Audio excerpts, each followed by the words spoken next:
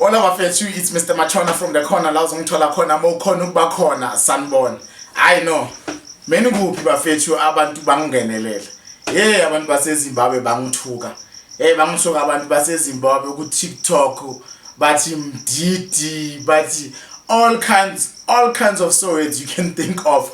Bangihlaya nga. Hayi bafethu kanti yini akusamelanga sikhulume why amele sithukane. Akusamelanga hey no.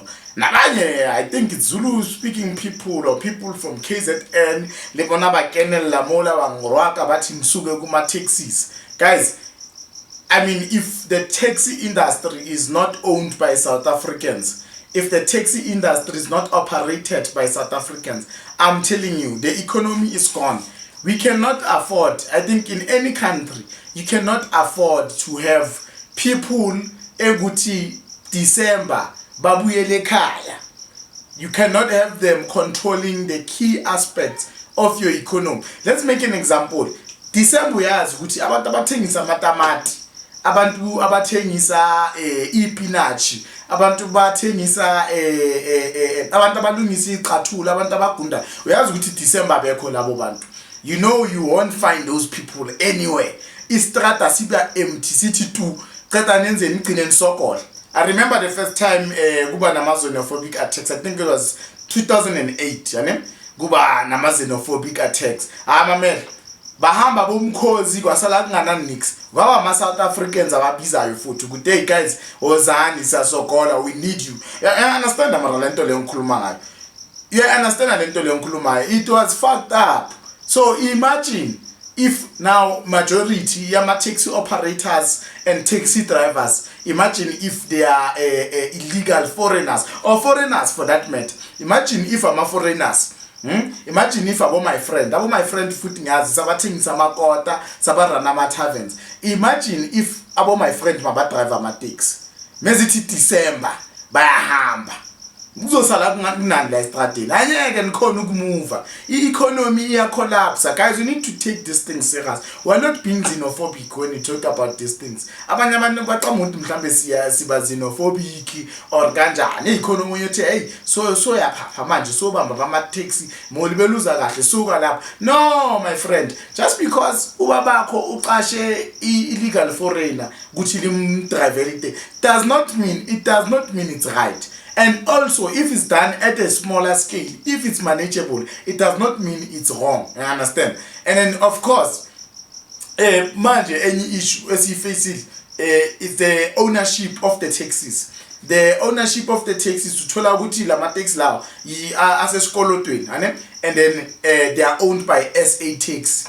And then the owners are paying SA Taxi. So you also find another complicated layer of what others call WMC. I'm not sure if it exists, but you find white-owned companies owning ama taxis. Already ama taxi driver ayasokola.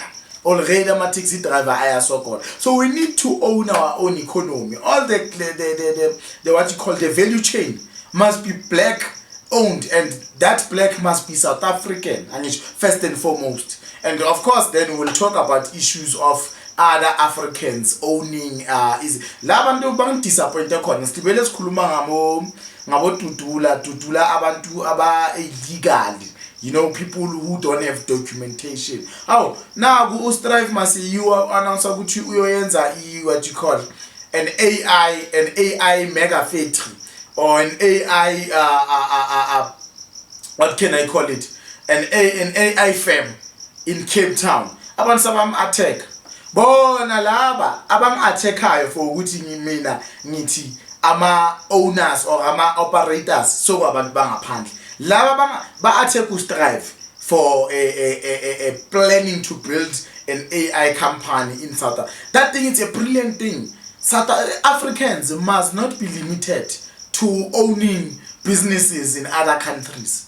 I understand. As an African, you must be able to own businesses in the whole continent of Africa. But now, when you go to that particular country and want to own everything, You understand? Want to take over everything le abantu abayivaluewayo, then kanjalo you are destroying. You are not being a genuine businessman. You understand? Iyo lento le ngikhuluma ngayo ke mengithi hayi bafethu, you cannot have majority of taxi owners and drivers being illegal foreigners. You understand? Even if they were legal, my awuthama ugap ngisibana nayo ithi mara why are you guys not complaining when it's white people owning these businesses? You know, most of izinto esizithenga kuma white businesses. Well, we'll get to that topic. That's a topic for another day, guys. Asimanje sakhuluma ngale eseduze le uyibonayo mophuma egate.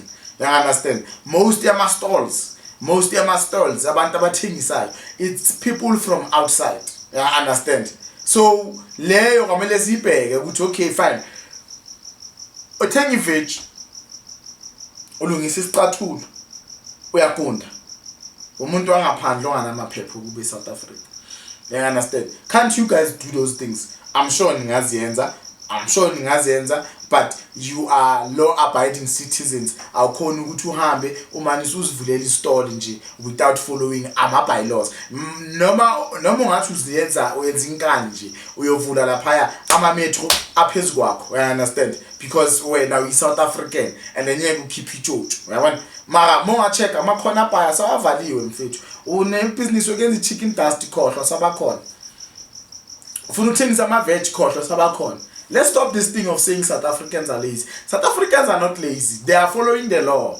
And the manje molibela ubhizi ukuthi yo umthetho uzothini, uyazilimita into ngamele mofuna ukuyenza uvuke uyenze, so uzabona phambili. Mathina sicabanga ngelaw ukuthi ngamele ngibe ne-paperwork, paperwork ithatha isikhathi. You understand izinto ezinjalo. I just wanted to clarify that, guys, ukuthi there's no need ukuthi ningithuke. There was no need ukuthi abantu bangithuke lapha ku TikTok. What I said was not in any way xenophobic, or was I intending to be xenophobic. I was just saying, hey, asiqapheleni.